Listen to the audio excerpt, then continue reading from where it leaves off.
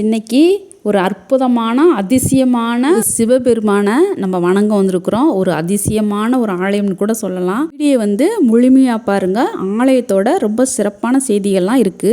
ஆவுடை அல்லாமல் சிவபெருமான் லிங்க திருமேனியுடன் சிவபெருமான் பக்தர்களுக்கு அருள்பாலிச்சிட்டு இருக்காரு.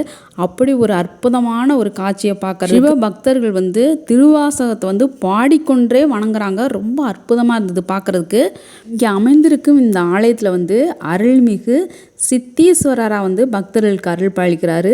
சித்தீஸ்வரர் அப்படின்னு சொல்லி பெயர் வர ஒரு காரணம் இருக்கு. ஆனா வரலாறு படி இங்க அமைந்துள்ள சித்தீஸ்வரரோட வரலாறு என்னன்னு சொல்லிட்டு பார்ப்போம். காஞ்சிபுரத்துல ஒரு காலத்துல ஸ்ரீ காமாட்சி தேவி எழுந்தருளி நாள்தோறும் கம்பை ஆற்றில் தினமும் மஞ்சள் பூசி நீராடியதனால் அந்த ஆற்றோட நீர் மஞ்சள் நிறமாக மாறி இருக்கு.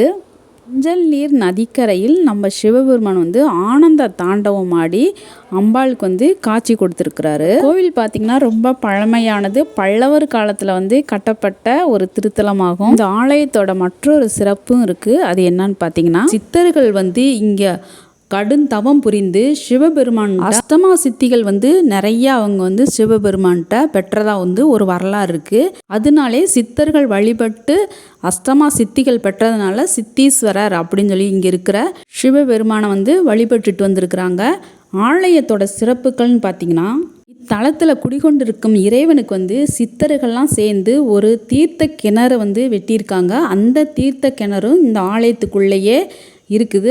இறைவன் வழிபாட்டிற்காண்டி சித்தர்களால் உண்டாக்கப்பட்ட தீர்த்தனால சித்த தீர்த்தம் அப்படின்னு சொல்லிட்டு இந்த தீர்த்தத்துக்கு அழைக்கிறாங்க. இந்த தீர்த்தத்தில் சனி ஞாயிறு கிழமைகளில் தீர்த்தத்தில் பக்தியுடன் நீராடி சிவபெருமானை வழிபட்டால் மறுபிறவி இல்லாமல் பிறவி நோயை நீக்கிறதா ஐதீகம் இருக்குது. பக்தர்கள் ரொம்ப நம்பிக்கையாக வணங்கிட்டு இருக்காங்க. ஆலயத்தோட நட திறக்கும் நேரம்னு பார்த்தீங்கன்னா 6 to 11 மணி வரலும் தான்.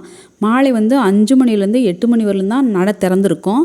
பிறவின்ற நோயை விளக்கிறதுக்காண்டி அமைந்துள்ள சித்தீஸ்வரரை நாம் வணங்குறது மட்டும் இல்லாமல் நமக்கு தெரிஞ்சவங்களுக்கும் சொன்னோம்னாலும் காஞ்சிபுரம் போகிறப்ப ஸ்ரீ சித்தீஸ்வரரை அவங்களும் வழிபட்டு பயனடைவாங்க. அது மட்டும் இல்லாமல் ஆலயத்துக்குள்ளே இருக்கிற சிறப்புகள்னு சொல்லி பார்த்தீங்கன்னா, ஆவுடை இல்லாமல் மிகப்பெரிய லிங்க திருமேனியோட காட்சி கொடுக்குறாரு. அது மட்டும் இல்லாமல் அவரை பார்க்கறதுக்கே ரொம்ப பிரம்மாண்டமாக இருந்தாங்க. ஆலயத்துக்குள்ள உள் சுற்று பிரகாரத்திலே சித்தர்கள் தவம் பண்ணிட்டு இருக்க மாதிரி நிறையா சித்தர்களோட திருவுருவ சிலைகள் வச்சுருந்தாங்க. அது மட்டும் இல்லாமல் திராட்சை பந்தல் கடியில் காசி விஸ்வநாதராகவும் பக்தர்களுக்கு சிவபெருமான் காட்சி கொடுத்துட்டு இருந்தாரு. உள்ளே பார்க்கறதுக்கே ரொம்ப ஒரு அற்புதமாகவும் ரொம்ப ஒரு பரவசமாகவும் இருந்தது.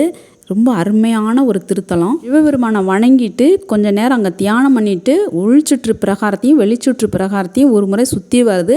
ரொம்ப சிறப்பாக அமைந்தது. சுற்று பிரகாரத்தை நம்ம சுற்றி வரப்ப தட்சிணாமூர்த்தி இருப்பாங்க. அவங்களே வழிபட்டுட்டு நின்ற திருக்கோலத்தில் மகாவிஷ்ணு இருக்காங்க. பிரம்மாவுக்கு ஒரு தனி சன்னதி இருக்குது. அது மட்டும் இல்லாமல் துர்க்கை அம்மனுக்கும் அங்கே சன்னதி இருக்குது. மக்களுக்கு எழுந்தருளி அருள் பாலிச்சிட்டு இருக்காங்க. ரொம்ப பழமையான பல்லவர் காலத்து கட்டடக்கலையும் பார்க்க முடிஞ்சது. அது மட்டும் இல்லாமல் சிவபெருமானோட ஒரு அற்புத காட்சியை நம்ம பார்த்து வணங்க முடிஞ்சது.